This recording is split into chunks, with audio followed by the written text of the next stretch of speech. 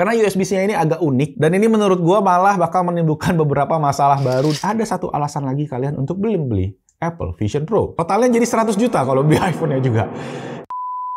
Oke, Apple Wonderlust Event udah kelar semalam. Jujur, gua ketiduran guys, karena gua udah tahu kurang lebih kan apa yang bakal diisi, tapi ternyata banyak detail-detail penting nih yang mesti kita bahas ya. Makanya gua pengen share ke kalian ada 5 hal penting ya dari event Apple Wonderlust semalam, tapi gue pengen fokus pastinya ke iPhone 15. So, ya langsung aja tanpa basa-basi lagi. Kita mulai videonya. Let's go.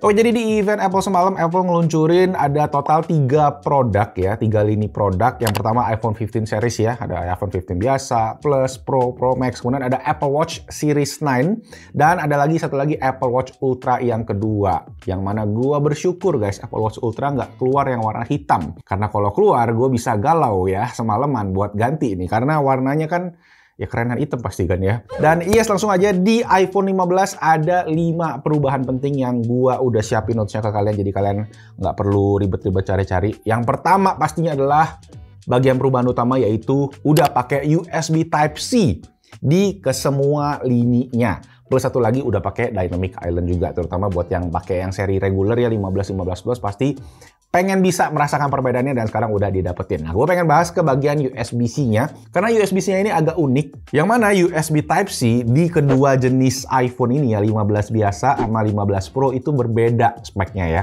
Kalau yang di 15 Pro itu tertulis kalau speknya itu bisa sampai 10 gigabit per second, sedangkan di yang versi iPhone 15 regular, 15 dan 15 Plus itu cuma USB 2. Yang kecepatannya ya kalian bisa kira-kira sendiri aja. Jadi emang agak dilemotin, dan gua sendiri USB-C ini tuh bukan cuma sekedar ganti port aja guys, tapi kita yang terutama yang pakai iPhone harus ganti kebiasaan ya.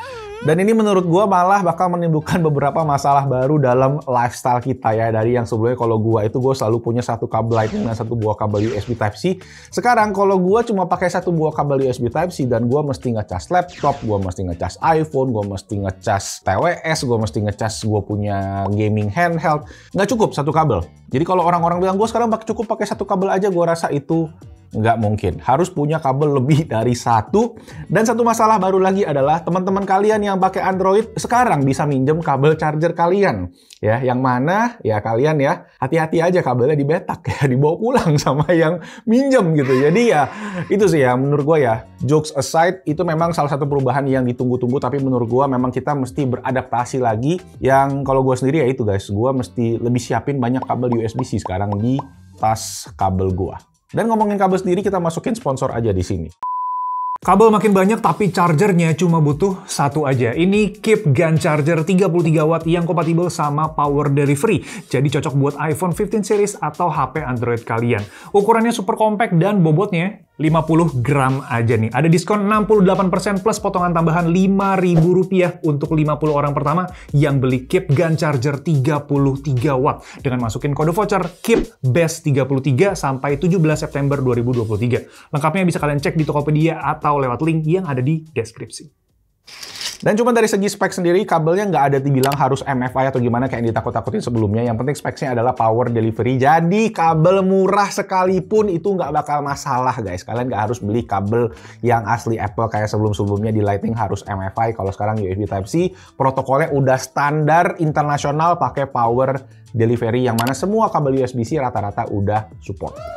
Lanjut, yang kedua kita bahas soal prosesor alias chipset, yang mana di iPhone 15 biasa dan iPhone 15 Pro Pro Max itu again ada perubahan. Di bagian iPhone yang regular itu sekarang dia pakai chipset A16 Bionic, yang mana itu dipakai dari iPhone 14 Pro series sebelumnya. Jadi turunan dari situ. Sedangkan di iPhone 15 Pro dan Pro Max dia menggunakan namanya chipset A17 Pro. Ya, ada Pro-nya sekarang ya di chipset A17 Pro Bionic chipset yang banyak fitur-fitur baru. Cuma dari segi peningkatan sendiri memang kelihatannya sangat-sangat minor ya. Dari segi performance cuma naik sekitar 10% katanya. Mungkin ini udah mentok sementok-mentoknya ya dari segi teknologi chipset, dari segi performance-nya. Cuma memang banyak fitur-fitur menarik seperti yang gue bilang tadi adalah ray tracing di bagian chipsetnya. Jadi kalian bisa main game-game berat katanya kayak Resident Evil Village sama Resident Evil 4 Remake itu bakal bisa kalian mainin di HP aja langsung ya. Game AAA langsung dimainin di dalam sini. Jadi wow, cukup mencengangkan, cuma kita lihat aja nanti kayak gimana. Kemudian yang kedua adalah dari segi A17 Pro sendiri, dia ada tadi USB controller ya, yang mana USB controllernya bisa bikin si port USB-C-nya kencang. Jadi kalau kalian yang suka video-video, foto-foto, yang sebelumnya mungkin berat kalau kita mesti transfer pakai AirDrop, sekarang kita bisa langsung colok kabel, transfer jadi jauh lebih cepat, nanti sampai 10 gigabit per second. Yang ketiga adalah bahan baru yang dipakai di iPhone Pro Series, yaitu titanium. Yang mana kalau di sebelumnya kan semua masih pakai stainless ya, jadi lebih glossy, lebih mewah kelihatannya. Gue ngerasa ini akan bisa menjadi dua sisi. Sisi negatifnya adalah dari segi looks mungkin nggak seelegan, nggak semewah versi Pro sebelumnya yang glossy gitu, yang pas dipegang tuh kayak hilaunya tuh kayak jam-jam Swiss gitu guys, yang glossy-nya tuh mewah banget. Di titanium sekarang udah nggak glossy lagi, jadi dia lebih matte, lebih soft, dan nggak gampang nempel fingerprint memang. Tapi di sisi lain yang menurut gue positif banget adalah bahan titanium itu jauh lebih ringan. Ya, jadi buat yang pakai Pro Max kayak gue tuh benci banget sama bobotnya dia karena berat banget, terutama kalau dipakein casing tambah berat lagi.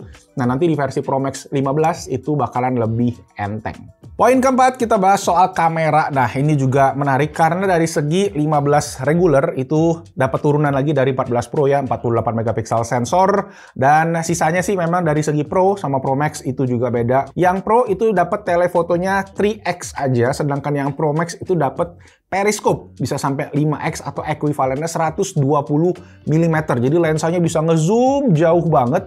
Di luar itu juga ada beberapa fitur-fitur software. Pertama, di kamera 15 Pro itu ada pembagian focal length, di mana dia sekarang udah bisa 24 mm, 28 mm, dan 35 mm. Yang mana di dunia profesional fotografi itu biasanya adalah focal length yang pas untuk foto ya. Biasa kalau gue tuh sebelumnya gue kayak agak zoomin ke 1,3, 1,4 baru gue jepret. Jadi sekarang udah ada algoritmanya khususnya karena sensor utamanya tadi yang gede. Nah, yang menarik di lensa periskopnya iPhone 15 Pro Max adalah dia punya bukaan ya, aperture-nya, yang mana aperture-nya itu jadi f2.8. Dan kalau kita compare sama Samsung Galaxy S23 Ultra sendiri, S23 Ultra ini untuk lensa periskopnya dia itu di f4.9.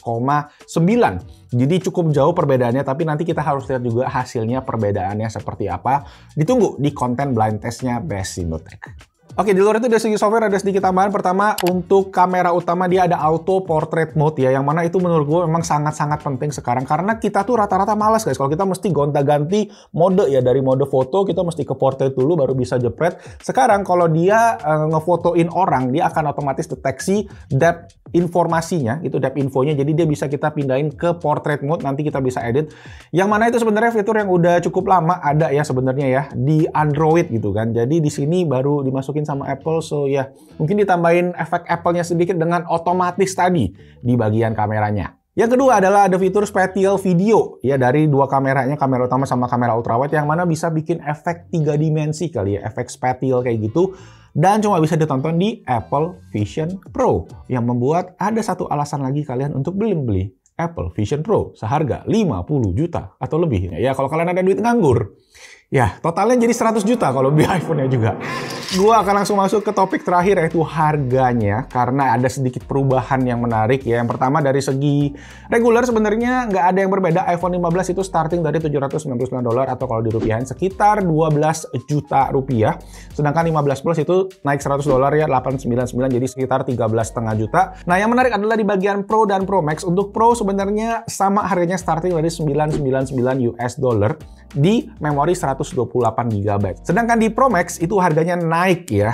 Naik tapi dalam tanda kutip. Naiknya adalah karena storage base model dari yang versi Pro Max adalah 256 GB dan sekarang harganya jadi 1199 ya, naik $100. Tapi sebenarnya kalau kita cek dari iPhone 14 Pro Max yang 256 GB itu harganya sama. Jadi ya again naik tanda kutip. So yes, itu tadi guys 5 poin penting dari event Apple Wonderlust. Kalau ditanya mana yang bakal gue ambil, gue cerita sedikit fun fact, gue itu waktu dari iPhone 11 ya. iPhone 11 itu gue pakai iPhone 11 Pro karena waktu itu iPhone 11 Pro Max gue review keberatan, gue jual, gue tuker yang 11 Pro, gue pakai buat daily. Pas 12 gue kangen sama baterai gede, gue pindah ke 12 Pro Max. Tapi pas gue pakai gue resell lagi sama beratnya, gue pas 13 gue pakai 13 Pro yang kecil, dan pas gue pindah ke 14 ini akhirnya gue pakai 14 Pro Max ya. Dan gue rese lagi sama bobotnya. Tetapi kali ini karena menggunakan bahan titanium tadi yang lebih ringan, gue jadi tetap tergoda untuk pakai versi yang gede. Karena di versi yang gede ini baterainya itu bener-bener ngebantu gue sebagai power user gitu. Dan kameranya juga tadi menarik ya. Sama USB-C-nya. Cuma kita lihat lagi nanti seperti apa next-nya. Dan ya konten-kontennya pasti kita bakal bikin di YouTube channel Best in Tech. So stay tune aja guys. Boleh di subscribe